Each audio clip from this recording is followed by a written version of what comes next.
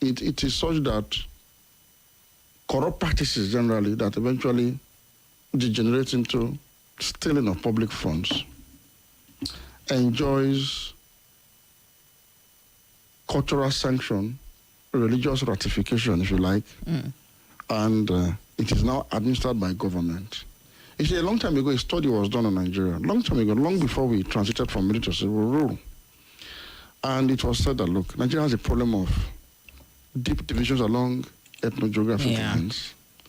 And so elements of corruption, the things that ordinarily you can't do in some other places and get away with it, are so that they are legitimate. I mean, it is legitimate, for example, if you're a minister, to employ a disproportionate amount of, or number of people from your own section of the country into your ministry, it earns you political mileage where you come from. And that is something to show. Or you want to contest for governor or senator. I mean, you present your scorecard and say, look, while I was here, I stuffed this place with our tribesmen. So that means I'm worthy of being given this assignment, and I will do more. So this kind of identity-driven kind of politics has corruption as a reward. Yeah. And so appointive and elective public officers in Nigeria feel entitled to the spoils of political war, which is the positions they've attained, either through election or through appointments. And so when they go there, they do not serve national interest, they serve sectional interest with themselves as major beneficiaries of that sectional agenda. And that is why corruption becomes intractable in Nigeria. And this level of corruption is so that it is driving us down the hill. Nigeria is teetering on the edge of state failure because of this level of corruption, because it's hampering government from being able to meet that primary responsibility of providing security and welfare for citizens. So after 24 years or 25 years now of democracy, by being 25 years as an unbroken democracy, we should have realized that ICPC and EFCC alone cannot tackle corruption. Holistically, only treat aspects or symptoms, some symptoms of it. You need a change, a reorientation from the current political order to a new one that will ab initio nip corruption in the bud, which is averse to corruption. And that's why I keep talking about the need to commit class suicide. It's like we need an enlightened leadership now that will say, this is no longer working. And so as president, I've identified this as the real reason behind endemic corruption in Nigeria. So what do we need to do? So we need to move away from identity politics. So our corruption problem was caused by politics. Our kind of politics we play. We need to use a new kind of politics to solve that problem.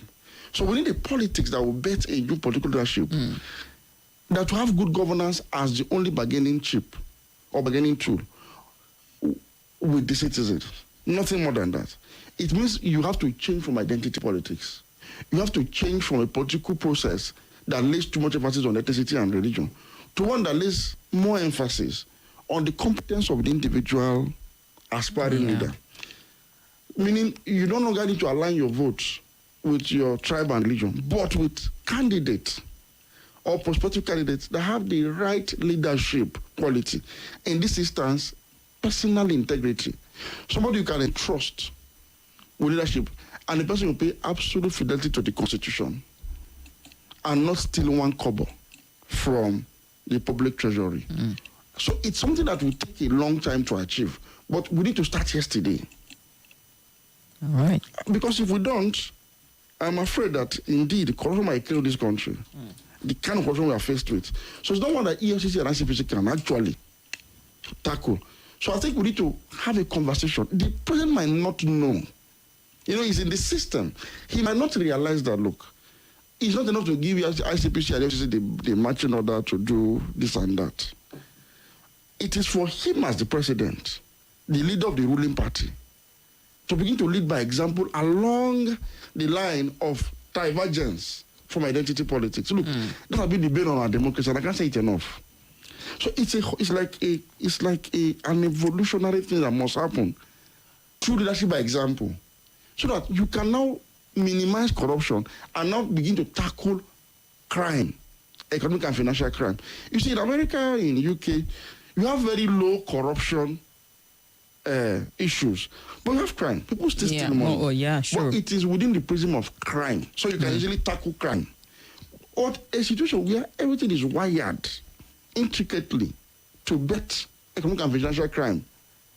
You won't be, as you are solving one economic and financial crime, many more happen at the same time. That can even overwhelm the FCC or the Nigerian police force. And so it's something that we need to have a conversation around to say, isn't it time? You see, there comes a time in the life of every nation when the leadership will say, look, enough is enough. So the president will have to declare that enough is enough and walk that talk, really. And it's something we should encourage him to do for our own collective interest. And it will bet a prosperous Nigeria that even they that are in government will prosper even more than that. You see, they already have the advantage. I mean, they are well positioned. So a better Nigeria will only make them better. The only thing is to allow some of us that are below to come up and be better as well. That's all. All right. Well, it is possible. We just need to commit at it and really be ready in terms of the political will. I know some weeks back we're talking and somebody was like, oh, like Dr. Majeed said, class suicide. It feels like you would need someone who's... It would take a lot for that someone to emerge and decide, you know what, we need to get rid of some people. We need to look systems in the eyes and recalibrate. It's not difficult to. Dr. Majeed, it is not easy. I'll tell you. Okay. You don't need to eliminate anybody. Nobody's to lose his life. No. It might not be elimination, but we have people who are like, you know, in the spiritual context where they say strong men, deep rooted. I'll tell you something. The last election proved that strong men cannot win election in Nigeria. The last election proved it. Strong men were defeated across their polling units across this country. It took extra effort for the two establishment political parties to remain afloat in that election. And this was done by a movement that was less than a year old. It tells you that Nigeria is getting to that point where if you don't change, you'll be changed. So what am I saying in essence? When the president was coming, if you call before his inauguration, we're having this conversation. Look at the cabinet of the president. It starts from there. A simple act of appointing the best Nigerians available wherever you can find them into each of the three ministries, into each of the over 30 ministries is a good starting point. Yes, you still follow the constitutional position of picking from each state or the federation, no problem. But in each of those states, if you want to pick a minister for, say, power, you would send consultants to go around the world and say, look, I need the best person possible with the right skill set, knowledge, competence, and integrity to come and superintend over the power ministry in Nigeria because I want to give power to my people. It starts from there. It starts from saying, look, okay, I want to appoint the best of Nigerians, wherever he may come from, as Minister of Defense, for instance, to the position of armed forces. I'm sure that any couple voted for the armed forces trickles down. The person will have powers to appoint, strategic people into strategic positions that will help him to do the job. The good thing is ministers have powers to, for example, nominate people into MDAs. Excellent. So you leverage on that to say, look, as I've appointed you to, look for those you know. Because in 6 months, if you don't perform, I'll kick you out of this job. You're not appointing your friends or your cronies. That is class suicide. And by the time they begin to yield results, people that initially opposed you, who feel you betrayed them, will have lost their voice because we will have said, wait a minute, he has performed. We have power after 6 months, or we are having improvement. Security has improved. Our economy is doing well. It's looking, But then you appoint, it starts from there. But when you come in and appoint people based on patronage, it's like you are rewarding people for supporting you to power, forgetting that you have the core mandate of governance, and that if you don't perform better than the last administration, you are likely to lose more in the voting arena in the next round of election. So the lesson that the government should have learned from the last election was, Nigerians now want good governance. Otherwise, they won't vote against us in these large numbers. This is the narrowest victory we've seen since 1999. The president won elections with less than 40% of the total vote cast. In fact, he won a minority of the total vote cast. But because other candidates shared the votes, he emerged as the winner. So it tells you that more people voted against you than voted for you. First time in the history of Nigeria. What should that do to you? It should make you realize that maybe what I represent is no longer fashionable and desirable in this country. So he would have applied a semblance of, okay, I need to respond to this anger by attempting to do the right. And incrementally, when you are succeeding, the people that didn't vote for you will start running and say, we didn't know this man was such a good man. Wow, that's good. We saw it in Anambra, Ngige. Ngige came in now as a governor through a very flawed process. Peter B was the darling of the Anambra people as of 2003. But you know that when he left, he was able to assert himself as a competent governor who performed so well in such a short time, despite all the pressure he was facing. Enough to become a force to be reckoned with in that state. Do you know that he will, even though he was ousted from office through the courts, he will return back to contest for Senate with a party like the ACN, and he won in Anambra State. And some of his proteges that he actually supported won in some state constituencies too in Anambra State. And he remained a force to be reckoned with until 2023 because of his track record of performance as governor in 2.5 years. That's how Nigerians react. It's when they see something that is good. They respond to it. So it is your interest to do that good thing as a politician because you don't display money at the polling unit. All right. They work for you for free, knowing that you can perform and deliver. All right. Dr. Majeed sure has high hope in Nigerians doing the right thing the right way. Let's move on to the next story. And there's a very sad one, a report of the explosion in Kano that claimed life of 1 and 24 people injured so far, which reminds us that we're not out of the woods when it comes to the issue of insecurity that we're dealing with, and you could still have lone wolf pull off stunts like we saw with the Kano Mosque bombing. The police have arrested a man who allegedly detonated a bomb that killed a worshipper and injured 24 others in a mosque in Gezawa local government area of Kano State. It happened early this morning when the worshippers were observing the prayers in the morning. The State Commissioner of Police told reporters that this 38-year-old man, Shafi Abubakar, later told investigators that he targeted the worshippers over family disputes on inheritance. And the police said they received the report about 5:20 a.m. That it happened. So it doesn't. Well, this is what he told the police. They said, including expert in explosive ordnance, disposal, chemical, biological, radical, or radiological and nuclear unit were deployed to the scene. 24 victims, including 20 male, 4 children, who sustained various degree of injuries, were rushed to Muritala Mohammed Specialist Hospital Kano for treatment. It's been confirmed that 1 person died as a result of that. I know some days back, it was also another person who strapped the bomb on himself in the university environment. And, you start to really wonder some of these new things that we hear with Nigerians.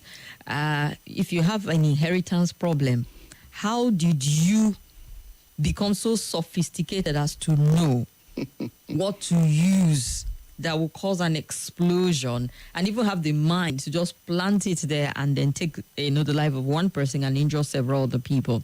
And that's not all. I mean, Katsina State for some days has been in the news where good thing that is a security operative have rescued 17 kidnapped passengers in Katsina, but we also know that some villages were ransacked. A lot of people were also removed. We know that military also establishments, barrack was also attacking, which we saw the death of some military personnel. So we're still dealing with that. Insecurity. And I am not going to ask you if we have a clear-cut strategy, because I'm sure they would be updating and improving or whatever strategy they're using to dealing with the security threats that we have in the country, because it is still there. Of course, it's there. Pretty much. It's very much there. And the fact that we can see, like some people were saying yesterday, you're not in a full-blown war, and yet you can get into, a military barracks. It doesn't matter how small and dare to attack them. It's a sign that these people are still pretty much emboldened, even though, yes, we are winning the war, but they still spring their surprises every now and again. But, Dr. Majeed, why I brought this kind of one is the reason he gave police was, I have family inheritance problem, so I brought bomb. Yeah, it's like it's mental illness.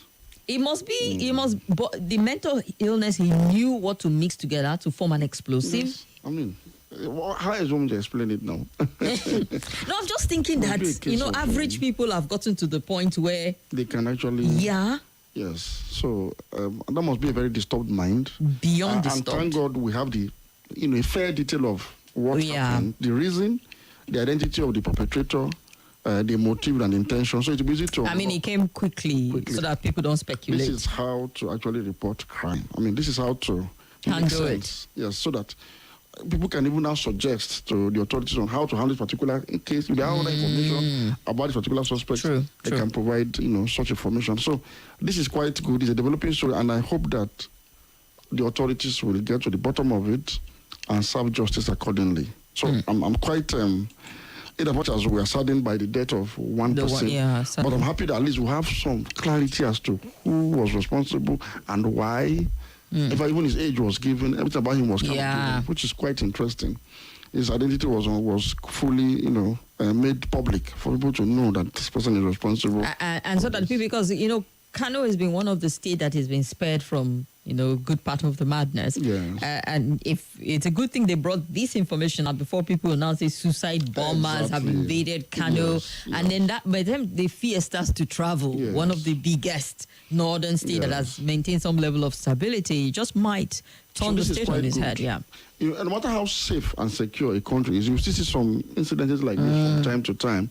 So these are isolated incidents of crime. This is essentially a criminal, attempt at mass murder. So it can be tackled, it can be isolated as well and dealt with.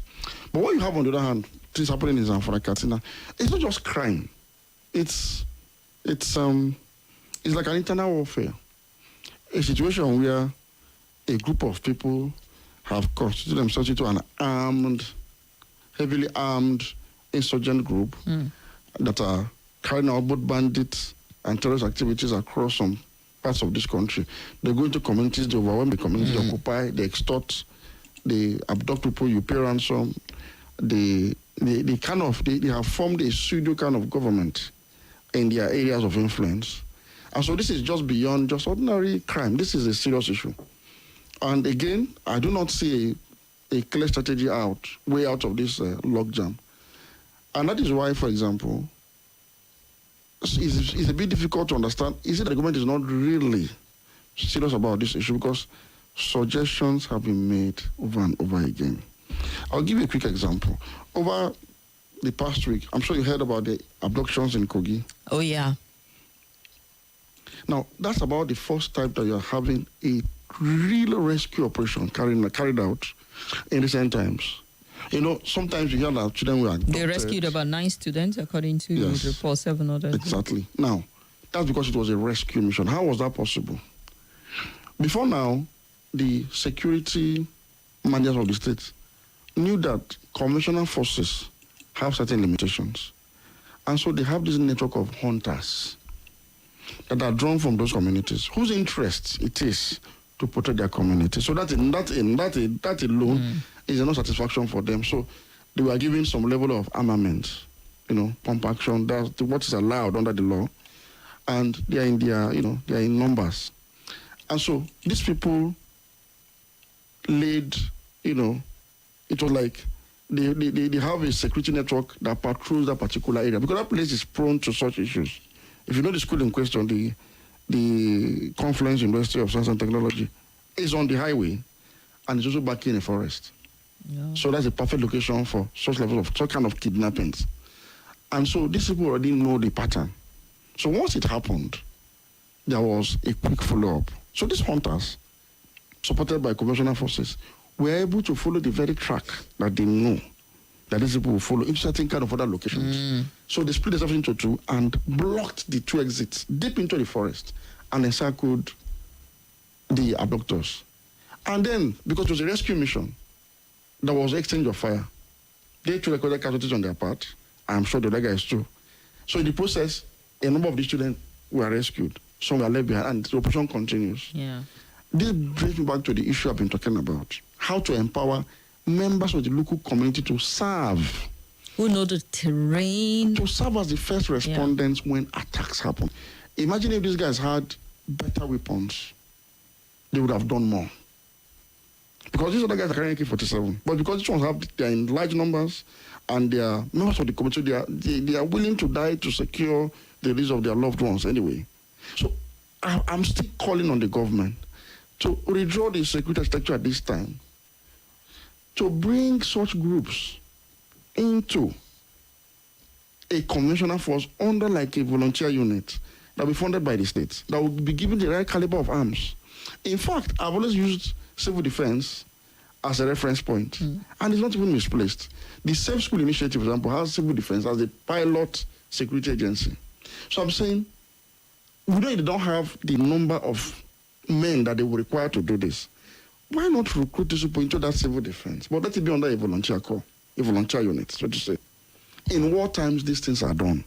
Now, the only difference is that it is the government that will bear the responsibility for their welfare, their armaments, while they are under the management of civil defense. The reason is, any day the governor of Kogi or any state that is participating decides to misuse this corps for political reasons, it is easy to complain to the federal government and they can be disbanded.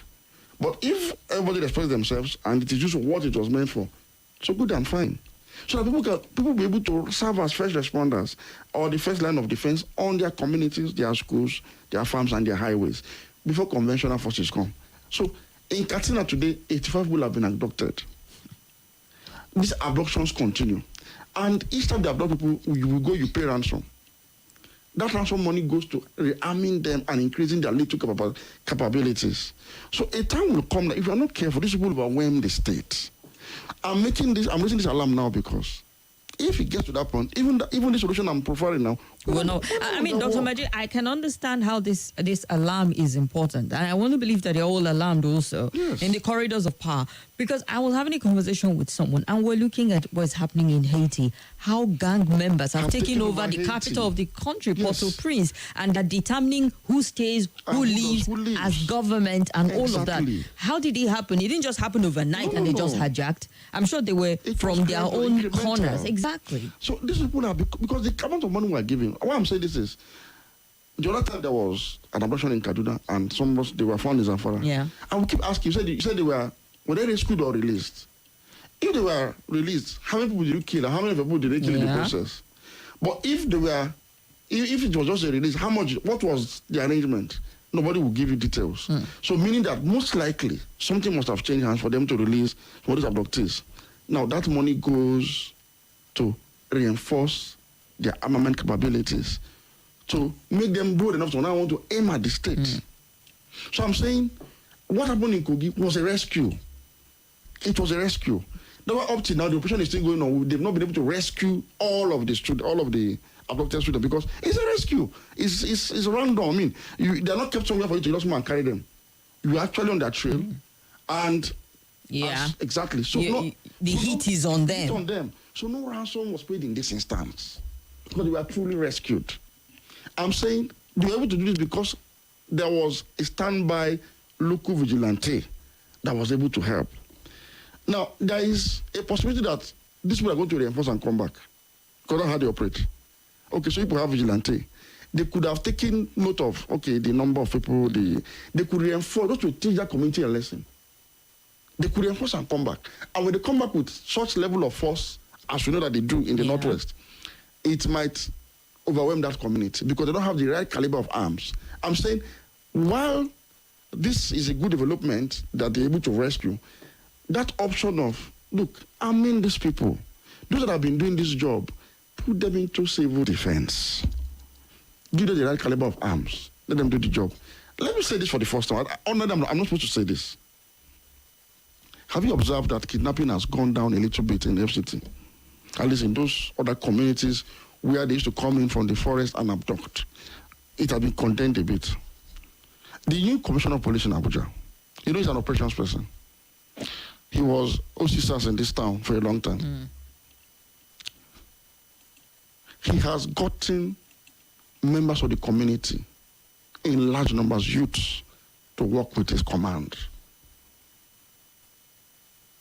That was why he demanded for bikes from the FCT. I recall that. That was the purpose. You see, because he said the terrain is mountainous around those kidnapping-prone areas. So he needs mobility beyond just APCs and other heavy logistics equipment. He needs mobility. What I'm saying is he has been able to draw from the communities. They are working closely with the police. They follow him into the theater of operation because they are the members of the community. They are interested in securing their community. That's enough motivation for them. They have been empowered to do so. And I don't want to give too much details of how the empowerment is being done. But I can assure you that this is the strategy he has adopted even in the FCT. And it is working. So I'm saying, what we are saying is not something that is out of the world. It's common sense. It's common strategy. Do this across the country. Especially areas that have this problem of banditry. Because the ransom money we are paying to these people, a time will come that, I don't know, let us avoid going the route to Haiti. Before we go to Haiti, look at what's happening in Sudan. People don't know the RSF. We're not even talking about Sudan anymore, but they are still grappling with their issues. The rapid support force you see in Sudan that is fighting the government of Sudan today. We are members of the former Janjaweed militiamen that were just like bandits. Yes. Somebody was in government. He was of the Arab ethnic stock. So he didn't see anything wrong with what the Janjaweed Arab militiamen were doing. So he supported them as a matter of fact against his non-Arab enemies in Darfur. And so he equipped them, trained them. In fact, the person who actually trained Mohammed Hamdan Dagalo and his forces is the current military ruler of Sudan, General Burhan. Yeah. He was the one then as a colonel who trained Janjaweed militiamen to fight their ethnic enemies in Sudan. They became so emboldened, became so powerful, became so rich that they negotiated their way into the army. So a brigade was created for them under the name of RSF. Now they have ousted Omar al-Bashir. So Burhan became the leader, the military leader. He didn't want to share power anymore with these people I trained. And I said, no, what they been it? And we are equal stakeholders. So essentially, bandits of yesterday are the ones fighting the army of Sudan today for the control of Sudan. Who says this cannot happen in Nigeria if you continue to treat these people with kid gloves? It has to be an all-out war to save this country. I was saying, put on your thinking cap and do more. Otherwise, please, we don't want to get anywhere near Sudan or Haiti. But if we don't do the needful, who says we cannot get there? So we hope they are listening. And we hope that they will do the needful. All right. Do we have a listening government? Well, someone says because they removed security levy, it shows that they listen after all. Let's hope they hear the extent at which Nigerians are calling for an improvement in the security situation also. Let's take some calls quickly. 0700 951 0000 0809 59 74869, or you can call via WhatsApp on 0809 9930137. We're live on YouTube and Facebook. YouTube is at Nigeria Info Abuja. Facebook at Nigeria Info Abuja. Seeing that we have a lot of people, please don't hold the line. Hello. Good afternoon. Thank you. My name is Abdul calling from Jabi. Go ahead, Abdul. Mr. Majeed, hold on. Actually, you have said it all.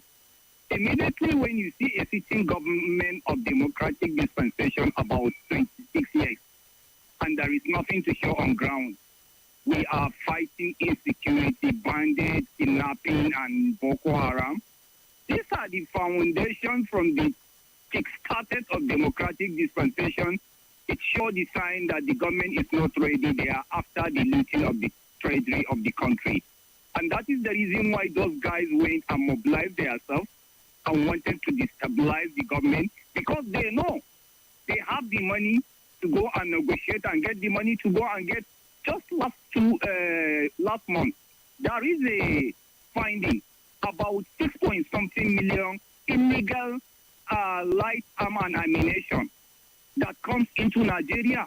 Where are those legal arm and ammunition? They are in the hand of those criminals that we are discussing about.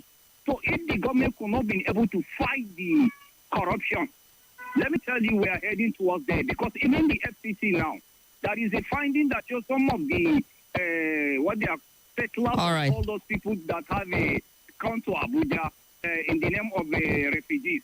Actually, they find so many criminals there inside those places. All right. You get the point. So we have to do something about it. Thank you very much. Keep doing what you are doing and do it very well.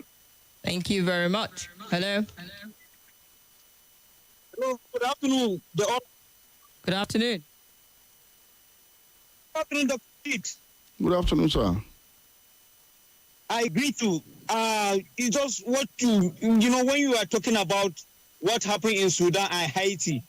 Hope we will get there. You know, we made mention of Kasina, how they invade military barracks. Just like what Kim said, no matter how small is the place, how can bandits have assets over 85 women and children kidnapped? Now, you remember, the same thing happened in Zamfara. They say over 500 people kidnapped and over 50 communities taken over by bandits. Where are the elders? Where are the northern elders? I'm expecting them to come and talk against this insecurity. Or else, I'm telling you, it's going to consume all of us. As I always say, today victims are yesterday's survivors. Tomorrow victims are today's survivors. It could be anyone out there listening to me. Look at what happened in Bali. Kidnapping is still going in Bali. People are getting missing in Abuja every day. They must do something about this insecurity. Or else, we are all into it. Thank you for giving me the privilege. Now go there. Thank you very much. Hello. Good afternoon. Hello, Kim. Good afternoon. Yes, you're welcome. Tony from Guarimpa. Tony, go ahead, sir. Good afternoon, Dr. Majeed. Good afternoon, sir. You are my delight every Wednesday. And I agree with all you said about corruption. You know, I like this phrase that says simple solutions, exceptional results. And I'm happy you broke it and you gave, practical examples. Like Majeed. He did the right thing. We really can do the right thing. And others follow. Nigeria is one of the easiest country that can be governed. Look at a number of people. Trusted Miguel, because the first thing a leader does is to build trust. He did that, and a number of people trusted him and elected him as senator. The issue of class suicide. I'm going to give 3 examples. He gives an example in Nigeria. J.J. Rowling committed class suicide in Ghana. And Ghana followed him. Lee Kuan Yew committed class suicide. It doesn't mean pay anybody. A leader doing the right thing, putting the simplify. Committing class suicide means you are putting the people first. We are number 1 priority is the people. Second, people who Nigerian people, not their self, not their cronies, not their friends. So like all right. You're the opportunity to appoint people of competence and integrity, and not your cronies and your friends. And Nigeria will be the best thing. Thank you very much. All right, thank you very much. Hello. Hello, how are you? Fine and well. Welcome. Yes, Dr. Majeed, I greet you. Everyone is always come here to make Majeed. God bless you. So sorry, sir. Your connection is really, really bad. I doubt even Dr. Majeed caught his name when it was mentioned. So you can try and just call us back, and hopefully it will be better. All the lines went off at once, so I want to believe it must have been from our end. Hello. Hello, good afternoon. Good afternoon. Yes, so I'm a first-time caller, please. I was actually just calling from Mabushi. Welcome. Yes. Dr. Majeed, good afternoon, sir. Good afternoon, sir. I appreciate to hear you speaking once again in Nigeria and for free. But, sir, I want to really ask you, please, what can you help us with the youth? Because we are tired, because there's something that you made mention last week. Those who we elected them, or we voted them into office, like most especially the LP, because we, the youth, we were the ones that really turned up to the challenge. But we are not even hearing them speaking. Like our dear Senator of FCT, we cannot even hear her speaking. Almost a year now in the office. The only time we heard her speaking, it was the time that she commissioned this road along Karo axis of the FCT. And we cannot even hear that most of the House of Representatives, the other guy, what's that his name? We cannot even hear any of them speaking. With all the things we are passing through in the country, they just decide to keep quiet, and then the kidnapping came up, and then though we thank God in society now, in our city. But what about the other areas, other states? And our dear Peter Obi, he himself, he kept quiet.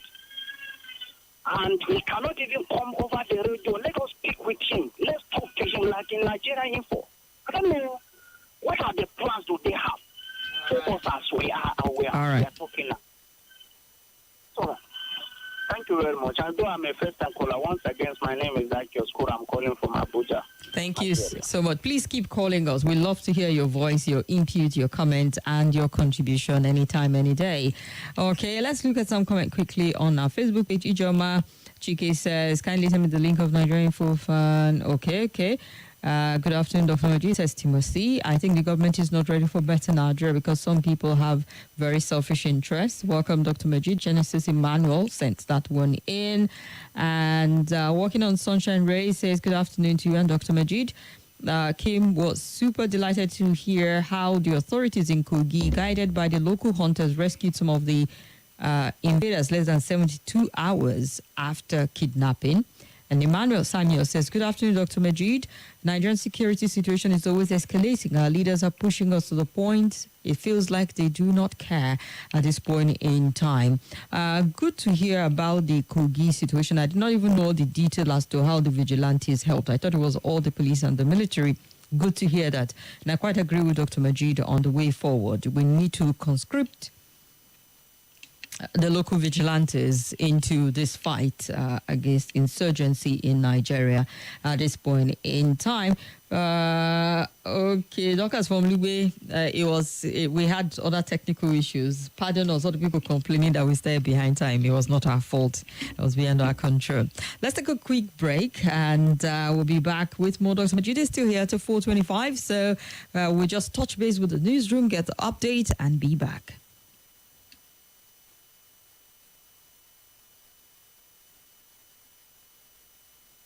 Shows, new host, new realities, true conversations, trustworthy ideas, shared passionately on your number one talk station of the nation. Nigeria Info 95.1 Abuja.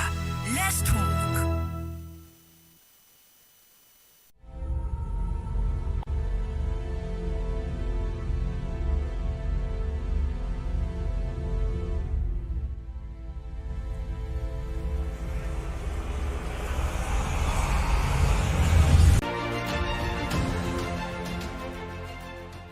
This is Nigeria Info.